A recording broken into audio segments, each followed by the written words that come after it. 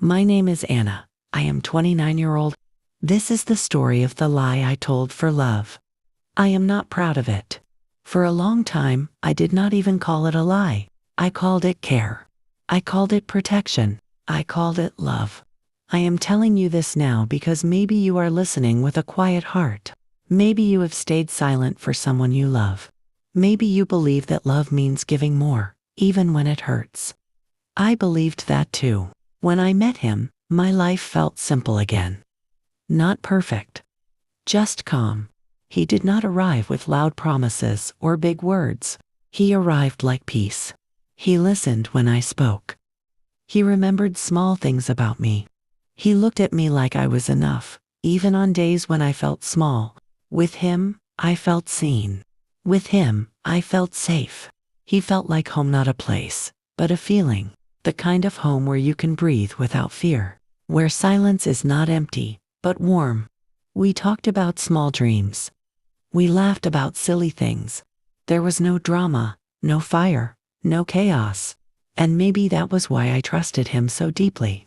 I told myself, this is what real love feels like. At first, everything flowed easy. Our days felt light. Our problems felt small. But slowly, very slowly, something began to change. It was not loud. It was not sudden. It came quietly, like a shadow at the edge of the room. He started coming home tired more often. He checked his phone and looked away when I asked simple questions. Sometimes, he smiled but his eyes were far. I noticed it. Of course I did. But every time a question rose in my mind, I pushed it down. I told myself not to worry. I told myself not to be that person. I smiled when I felt unsure. I nodded when something felt wrong. Inside me, a small voice whispered, "Ask him." But another voice answered, "Do not make things difficult." So I chose silence. I thought silence was loyalty. I thought patience was strength. I thought love meant staying calm, even when your heart feels tight. Then came the moment that changed everything. It was a normal day. Nothing dramatic. Nothing loud. He looked at me with worry in his eyes. Not fear, not anger, just worry. There was something he did not want me to know. I could feel it. And in that moment, I understood the truth. If I spoke honestly, it would hurt him. If I said what I knew, his peace would break. His world would feel unsafe. So I had a choice. Truth or love. Honesty or protection. At least, that is how I saw it. When he asked me a question, my heart beat fast. The truth sat heavy on my tongue. But I smiled, and I lied. Just once, I told myself. Just this one time. "I don't know," I said. "It's nothing," I said. "You're worrying too much," I said. I watched his shoulders relax. I watched the fear leave his face. And in that moment, I felt proud. I told myself I was kind. I told myself I was strong. I told myself I was protecting the man I loved. I whispered inside my heart, "This is what love looks like." For a while, everything felt better. He was calm again. He laughed more. He thanked me for understanding him. I felt needed. I felt important. I felt like the safe place he could rest. On the surface, our life looked peaceful. But inside me, something felt quiet in a painful way. The lie did not disappear. It stayed. It sat with me when I woke up. It followed me through the day. It waited for me at night. Soon, the lie needed more silence. One avoided certain topics. I changed the way I spoke. I chose my words carefully, like I was walking on thin ice. When questions came close, I moved away. When honesty tried to rise, I pushed it down. The small voice inside me became softer. I stopped asking myself what I felt. I stopped saying what I needed. I became careful. Too careful. It was like my world was slowly losing color. Like someone was turning the volume down on my life. I was still there but quieter. Still present but smaller. Sometimes, I looked in the mirror and felt strange. The face was mine, but the eyes looked tired. Not from work. Not from life.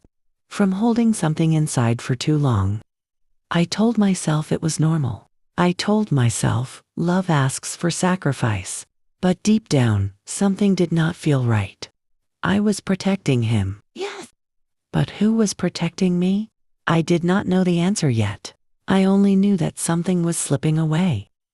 And as I stood there, smiling on the outside and shrinking on the inside, one truth became impossible to ignore. I protected him, but I was disappearing. The lie did not end after that day. It only learned how to live inside me. Every day, I carried it. Every day, I smiled with it. Every day, I swallowed words I wanted to say. At first, I thought I could handle it. I told myself I was strong. I told myself I was doing something brave. But the truth is, it was not bravery. It was fear. Fear of losing him. Fear of conflict. Fear of being the reason his world broke. And the strange part was this. The lie did not make our love stronger. It made me smaller. I started waking up with a tight feeling in my chest. Not pain, more like pressure. Like my heart was holding its breath. I became restless. Even when the house was quiet, my mind was loud. I would do simple things, washing dishes, folding clothes, walking to the store, and still feel empty, like something important was missing. Every day, I carried it. Sometimes at night, he slept peacefully next to me.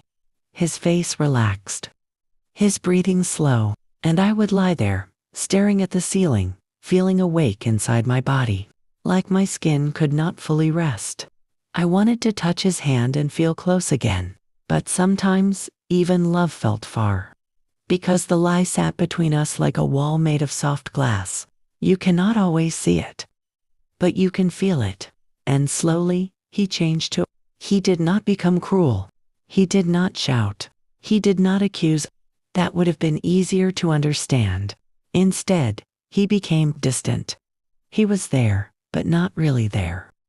He listened, but only halfway. He answered, but quickly. He smiled, but without warmth. Sometimes he looked at me like I was part of the room. Like a chair, like a lamp, something familiar, but unnoticed. And I tried harder. I cooked his favorite meals. I asked about his day. I stayed gentle. I stayed quiet. I gave him peace. But inside, I was slowly starving. It is a special kind of loneliness when you are not alone. We sat at the same table. We watched the same television. We slept in the same bed. Yet I felt unseen, unheard. Like I could disappear and the room would still look the same. And the worst part, I started believing it was my fault. I told myself, maybe I'm too sensitive. Maybe I ask for too much. Maybe I am not interesting anymore. I looked at other women and wondered what they had that I didn't. I asked myself in quiet moments, why am I not enough? I did not say this to anyone, not to friends, not to family, because from the outside, everything looked fine. He was not cheating openly. He was not hurting me with his hands. So, how could I explain this invisible pain? How could I say, I feel alone next to the person I love? So I carried it by myself. Every day, I carried it. Until one night, I broke. Not with screaming. Not with drama. Just a quiet collapse. It was late. The house was still. He had already fallen asleep. I walked into the bathroom and turned on the light. And there I was. I looked into the mirror, and I froze. Because the woman looking back at me did not feel like me. Her eyes looked tired, but not sleepy. Her face looked calm, but not peaceful. It was like she was wearing a mask made from "I'm fine." And suddenly I realized something that felt sharp and clear. I did not recognize myself anymore. I leaned closer to the mirror, like I could find the old me hiding behind my eyes. The girl who laughed freely. The woman who spoke her truth. The person who believed her feelings mattered. But she was quiet now. Almost gone. And that is when the sentence came to me, heavy like stone. I lied to protect him. But no one protected me. I stood there for a long time, not moving. Then I sat on the bathroom floor. And I cried, the kind of cry that does not ask for attention. The kind of cry that says, I can't do this anymore. In that moment, I finally faced the truth. Not his truth, mine. I admitted something I had avoided for too long. I was not protecting love. I was protecting fear. I was not being loyal. I was abandoning myself. And the lie? It cost me my voice. It cost me my confidence.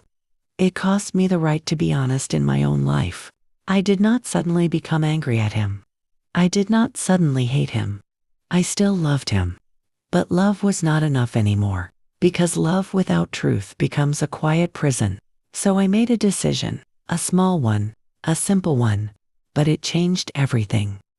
I decided to stop lying, not to punish him, not to expose him, but to save myself. The next morning, I felt like my body was made of heavy water. I moved slowly. He sat at the table, drinking his coffee like always. The sun came through the window. The day looked normal. But inside me, something was different. I did not speak with anger. I did not shout. I spoke with honesty. Not every detail. Not a long speech. Just the truth I needed to say. I can't keep doing this. I'm not okay. I'm losing myself. He looked surprised. Then quiet. For a moment, I saw something in his eyes, a mix of confusion and guilt, and I realized something else. He did not know how much I was carrying, because I never showed him. I trained him to believe I was always fine. I trained him to live comfortably inside my silence. That hurt, but it also made me understand. I had a part in this too, and that is where forgiveness began. Not forgiveness for him first. Forgiveness for me. For the girl who thought love meant pain. For the woman who believed she had to be small to be safe. I did not know what would happen to our relationship. Maybe it would change. Maybe it would end.